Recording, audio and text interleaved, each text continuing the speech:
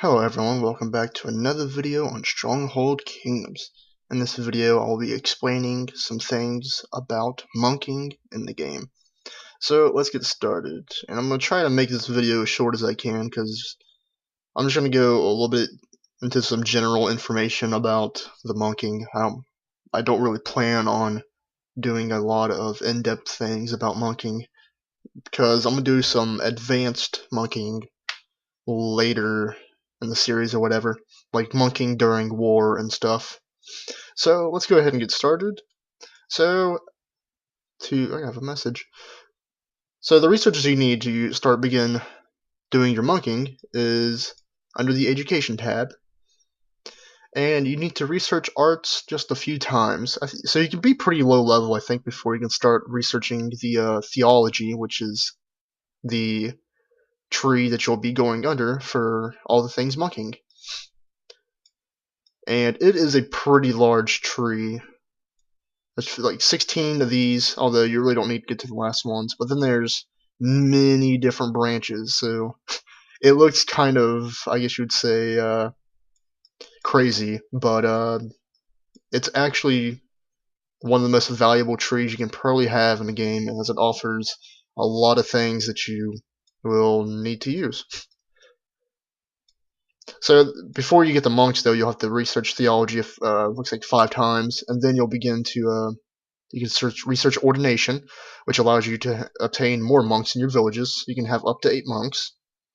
Pilgrimage, it increases the speed of your monks, so it's pretty self-explanatory. And then once you get to theology 7, you can start researching baptism, which removes diseases from parishes. So if you ever seen, let me find one real quick. Okay, right here. If you ever seen that green skull right there, that doesn't mean anything. It just means they have disease in the parish.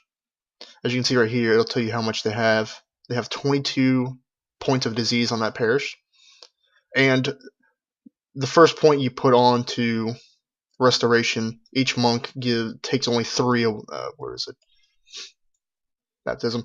The first research you have, each monk only takes away 3 points of disease. So I got mine upgraded a couple times so I can use less monks to take disease down. And each time you take disease down, you actually gain honor for that, so that's pretty cool. On to the next one. So once you get to level 8, you'll begin to have the option to research marriage, which increases parish popularity. And I'll go over that in a second. I'm going to go overhead to confirmation, which is like the opposite of it, which is called inquisition, which decreases parish popularity. And each time you research it, your monks will be able to bless it or use inquisition on it for a longer period of time. So you can actually bless the parish for up to 36 hours with 1 monk, and then you can actually inquisition a parish for up to 24 hours with 1 monk. Excuse me. So let me go ahead and click on my village and show you where you can see if someone blessed or inquisitioned your parish. All you have to do is click on your little popularity thing, and then go down here to the view detailed events information. And I have a lot of stuff going on in my parish, so let's couple over. As you can see, I put blessing in my parish a few minutes ago before the video. I have it up to 30 hours, so mine's for 1 day and 6 hours. And I only send 1 monk, so it'll show the green for the blessing or whatever. And then for inquisition, it'll show the red and the negative. And for inquisition, I only have 4 hours research because I don't use it that whole lot. The one that's probably more beneficial would be blessing.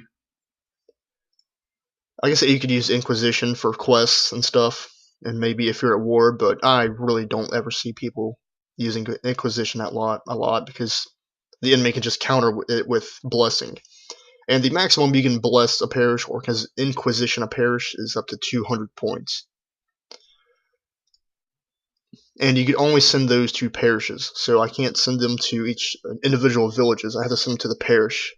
And each time you bless or inquisition, it does it for the entire parish.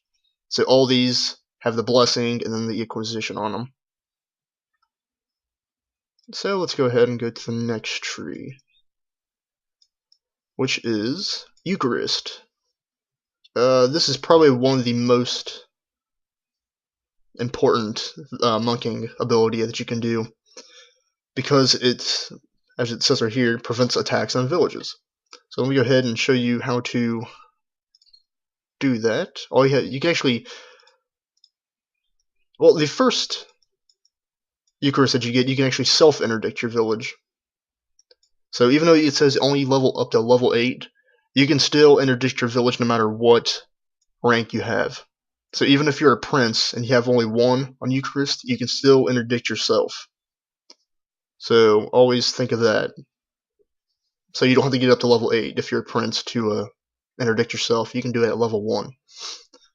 So all you have to do, you can actually self-interdict your villages. Not a whole lot of people really know that for some reason. I'll see monks going from this village to this village, and then this village to this village. But you can actually just self-interdict. All you have to do is send out monks, click on your village, the same one you're in, that, and then hit interdiction. And let me click off and click back on. And then as you can see, I cannot be attacked for 4 hours, pretty much. And that cost me 130 faith points, which faith points in the game are very valuable, and they are really hard to come by, actually. Now I'll go over that in a little bit. But so no one can actually attack me now for the next 4 hours, so that's pretty cool. So if you're in a war zone, you'll see people maybe landing over here, the enemy or something. If we're at war, we're not actually at war. And then you'll see people interdicting their villages so that they get here and then they interdict and then they just stay there. And that's pretty much a really common, it's probably the most common war tactic you can pretty much do. Okay, well, let's go ahead and get to the next one. At the 11th, you don't gain anything besides faith points per day. So let's go ahead and go over confession and extreme unction, because they're kind of like pretty closely tied to each other. Excommunication. If someone excomms your village, they call it excom in the game for short, it means you cannot use monks at all. You can't use it for any of these things. And you can research it up to 12 hours, and it's really expensive. So if you really can't go XCOM crazy on people because it's really expensive. And then what confession does is that it takes that XCOM time off, so it reduces the time. You can research both up to 12 hours. So these are very invaluable, especially during war times, because you don't want to have a village there that just got XCOM'd, and then you can't interdict your villages, prevent attacks, and people get 20 attacks off on you, and I don't care how good your castle is, that castle's going down. Okay, so that's pretty much it. The last 3, they just give you extra faith points per day. I just have mine at 90 per day. You can get up to 120 per day. And let's go back to the faith points. It's probably one of the most valuable point things you have up here, actually. I'm going to actually block this out so you can't I can't show you my faith points. But they're extremely hard to come by. You can't card for faith points. That's why it's really hard to get them and why they're really invaluable. It's because there's no cards for them. Honor, you can get cards for. Gold, you can get pretty easily with cards and everything, or just sell a bunch of stuff. For faith points, you can only get pretty much a maximum per day, and that's it. Had to cut the video there for a second, but we're back. So let me go ahead and show you the faith point buildings that you can place in your village. The best faith point building would be the cathedral, and what's cool about the faith point buildings is that you can get a honor bonus from them too. So it'll add a multiplier of 26 to my honor, so that's always nice. And the cathedral gives you 100 faith points per day. The chapels give you an honor bonus of 3 per day and 8 faith points per day for each one. So this one gives 8, this one gives 8, and this one gives 8. Even these little small shrines, even though they only give you 1, have 6 in your villages, and I have 15 villages, they start racking up after a few weeks or something like that. So they'll give you a little bit, so it's always nice to have the additional faith point buildings right there. Shrines, they give you 4, so each one of these gives you 4. And again, you have those in all your villages, they'll start stacking up after a while. And then the churches, they give you an honor bonus of 8 to their multiplier, and then 15 per 1. So that's pretty much your only income of faith points for your villages. You can do some quests and stuff, and sometimes they'll give you faith points, but other than that, this is pretty much the sole income of faith points, I guess you'd say. So let me go ahead and show you the last thing of monking, which is influencing votes. As long as you have monks, you can influence votes, so there is no researches for them. All you have to do for influencing votes, let me get a monk real quick. I'm not going to send them out though.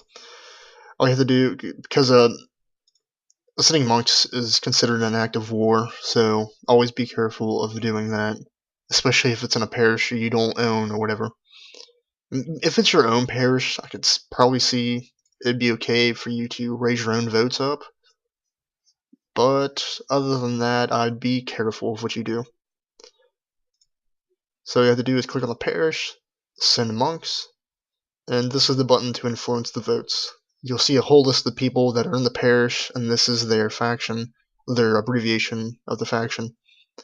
So click whatever one you want, and then you can either positively influence or bring their votes down by negatively influencing, and then you'll hit the X and go, and it'll say negative influence Laurel. So that's that. Each monk is worth 1 vote, so you'll have to send a lot of monks if they have like 70 votes and you're bringing them down or something like that. And then let me show you the other options real quick. Here's the interdiction, what the interdiction button looks like. Here's what the restoration button looks like. Here's what the blessing button looks like. It's a happy face. And inquisition, it's a sad face. And then if you're doing it on a player, the absolution is the cross with a cloud. I think it's a cloud. And the excommunication is the cross that's on fire. And as you can see right here, the excommunication costs quite a bit. That's only for 12 hours, and he can easily take that off if I sent this or whatever. So if someone excoms you, as you can see, the absolution's a lot lower than the excommunication. So they might spend 200 excomming, you only spend 60 taking it off. So they're kind of in a deficit for themselves. And a quick note, the higher rank you are, the more interdiction costs. I don't know if rank affects any of the other ones. I don't really remember, but I know that the higher rank you are, the higher cost of interdiction. Let me show you real quick. Because a few ranks ago, it was only like 100 faith points to interdict, but now I'm up to 130 for 4 hours. And also a side note on interdiction, I'm not sure if I said this in the video already because I cut it out, but don't really ever interdict your parishes because it's just not really worth it. The only thing they can really steal from a parish is the gold and the flags. You can get flags by raiding people, you can get gold by raiding people. So I just really wouldn't worry about interdicting your parish. And plus, if you look at it, interdiction, 600 faith points for 4 hours, which is pretty much no time at all. So it's kind of just a waste. So I'd advise you not to do that. I think that's pretty much it. Just a reminder about influencing votes. It's considered an act of war, so be careful about who you do it to or where you do it to. So that is the end of this video. Hope you all learned something, and I'll be going over some more advanced stuff later in the series. For instance, during war or something, for instance, if you want to capture a village in an enemy territory, wait till you send an interdiction. When the interdiction's almost like a minute from there or whatever, then send your captain, and then they can't do anything about it, because it'll be interdicted. But I'll be going over that in another video later down the series. I hope you all enjoyed watching it, and I will see you all later.